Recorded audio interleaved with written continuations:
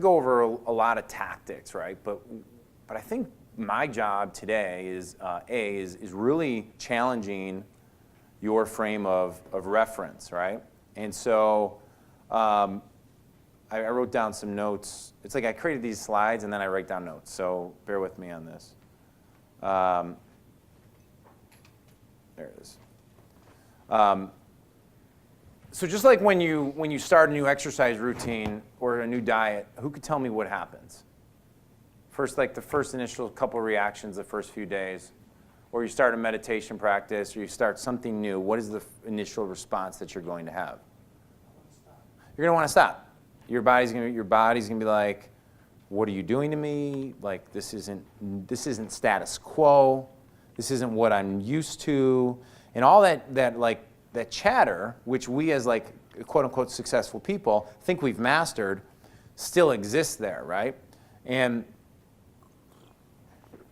you know, when we start sharing examples of like look at how Uber has completely, how about this dude who was sitting in Truckee, where's Truckee at? Is it California? It's right by Lake Tahoe, that's why I got confused. So it's like he's sitting there in a hot tub with his buddy Chris Sacca, and they're just daydreaming about, because he didn't like his cab ride, and he thought, dude, there's got to be a better way. And so he spends all his time being like, cool, let's get a couple of programmers to build out this thing, to build out a platform that drivers show up and pick us up, and then from the beginning, they start thinking about, wouldn't it be cool if this was like globally receptive because it could scale, right? And the next thing you know, Uber goes from being, you know, nothing to common language, right? I think they reported last month the first time in history Uber has surpassed the amount of cab drivers and limo drivers combined in requests, right? Who would have ever thought that even like 3 to 4 years ago, for any of you who sell on Amazon.com, that the best experts in Amazon, which John Root will be here in a couple days, are now totally going international first because they know that they can rank faster there and dominate those spaces quicker. You know, like that's the way they do it. Who would have ever thought that like some dude coming up with an idea of like, let's go allow people to sleep on the couches would be the largest hotel chain in the world. The difference is they don't have any ownership over hotels. They don't have any infrastructure, real estate properties, and that's Airbnb. You know, like who would have thought of these things, right? And what I'd like to challenge you with is that what I love about what I'm doing now with the shift in our business and stuff like that, is this has given me time to like create space in my life to think about these things and study and model patterns, right? And what I'd like to challenge you with is, I don't know if you're anything like me, your initial reaction when you start listening to it is going to be, yeah, that's cool, but how do I make it smaller to fit into my universe, right? Like you're gonna make, there's no way we can go that big, right? And I don't know, man. I think there's some amazing things going on. I see it in the room. I mean, I'll give you a couple examples. Like my buddy Ed Clay back there. Ed, just raise your hand real quick.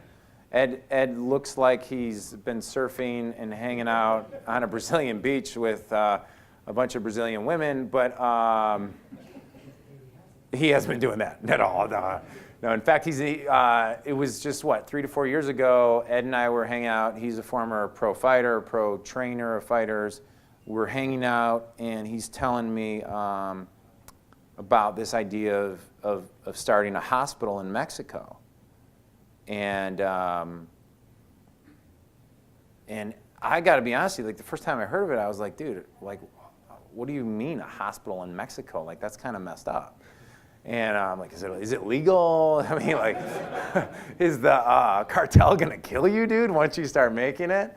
And do we have an extra microphone? Ed, why don't you come up here real quick, just so we get you on camera. No, can you get him on camera from over there? So I'll keep you right in your seat. Just give everybody like the 90-second version of like where you're currently at with the hospital. Like, yeah, so it took me I actually started about 5 years ago, going through the fun bureaucracy. of opening an alternative hospital in Mexico. In August of last year, we finally opened the hospital. It was the original Gerson Hospital, one of the most historic alternative cancer hospitals that there is. And we do alternative cancer treatments for mostly American patients. Most of our stuff is not FDA approved, and we're doing very well now. So, can you give like one or two, like one example of just a success story of like what you've seen down there?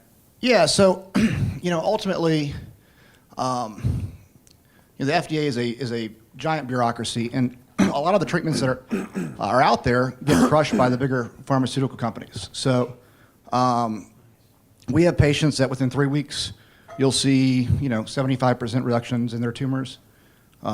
We have a number of patients that are now cancer-free since we opened in August. So, yeah, that's. So it hasn't been too far. It hasn't been too long, right? No, it hasn't been. Yeah, it's been 9 months total. So. Awesome. Cool. So another example, you can hand the mic back to Anna real quick. Is another example of this that you're seeing in the room. Like so I have all these examples laid out, right? But another example is a few years ago, most of the clients and people I hung out with were just bootstrapping everything, right? It's so funny. Have you guys ever read the book Hard Thing About Hard Things with Ben Horowitz? It's known as one of the best like venture capital startup books ever. But what's really interesting about guys in this room, and I think you should like feel an inch taller after hearing this, is that Horowitz talks about like why would you ever start a business with your own money? Why would you put stress like that on your own on your own family? Go out there and use other people's money, right? And it's so funny when I read this, I was like, dude, the only thing I've ever done in my entire life is build businesses from zero without money. And had to make money, and then had to build the money. I've borrowed money one time to expand my direct mail campaign from 400,000 pieces to 800,000 pieces, but that was really just getting leverage on it. And then we do now use a line of credit for our supplements, an inventory line of credit, but I've never gone out and gotten like $1 million, $2 million, $3 million of funding. And so where I think I'd like to challenge the room is if you've never even thought that way, the one change that is happening amongst the clients of mine and companies that I'm around who are fast growth is they're getting capital. And the reason being is because we are now in such a day and age where once you have a pulse that something is working, if you don't put the hammer down and go like crazy, it is way too easy to rip you off than ever before. We had a guy in one of our groups, Vinny's mastermind, who's in a certain market, young guy, reminds me of myself 10 years ago, and he starts bragging, he's sharing with me how he's now doing 4,000 leads a day, he's profitable out of the gate, and I'm like, well, what market are you in? He tells me his market. I put my hand on his shoulder, I go, all right, you're never telling anybody what market you're in until you're totally dominating. And that's not totally true, but he didn't get like what I meant. I wanted him you got to grow this, man. Don't start going to every mastermind telling everybody that you're in this small market. It's too easy to just knock you off like that. Hey everybody, it's Ed O'Keefe, and thanks for watching that video. Hi. We're sitting here at Target. My team needed a quick video to say thank you and invite you to our mega conference, which there should be a link right above me or to the side of me or over here, or subscribe. I don't know, whatever else we put up there. If you haven't gotten the free book yet, Time Collapsing, stop it. Please do that now. So check it out. You can be busy. You can have a family. You can be asked to do crazy things and be successful on your own terms, like we're doing it here at Time Collapsing Academy, at Time Collapsing, and then how we do it with our supplement businesses and our mentoring programs. So be yourself, be awesome, and I'll see you at hopefully a live event, because that's where all the beauty and magic happens. That's it. Peace.